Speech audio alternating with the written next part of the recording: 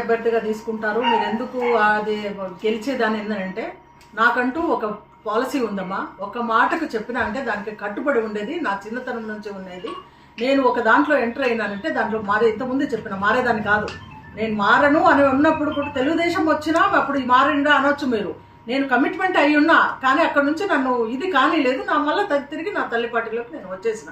కాబట్టి ఒక్కసారి కమిట్మెంట్ ఇప్పుడే చెప్పినా కదా, లైఫ్ లాంగ్ ఓటర్గా అయినా, కార్యకర్తగా అయినా, నాయకురాలుగా అయినా ఏదైనా కూడా కాంగ్రెస్ పార్టీలోనే కొనసాగుతాను, కానీ లేకపోతే ఎక్కడ అడుగు పెట్టేది ఉండదు. అది నాది స్థిర నిర్ణయం.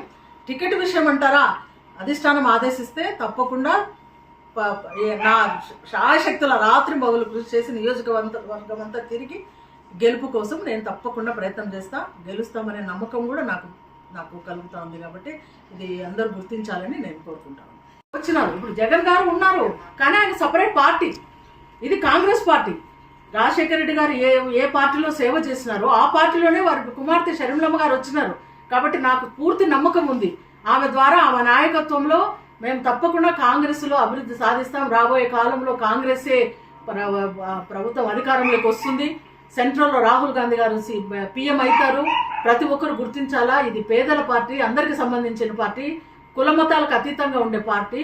ఒక మతము, ఒక కులము, ఒక ఇదని ఎంకరేజ్ చేసే పార్టీ కాదు. కాబట్టి షర్మిలమ్మ గారు ఉన్నారు, మనకు నాయకురాలుగా షర్మిలమ్మ గారు ఉన్నారు.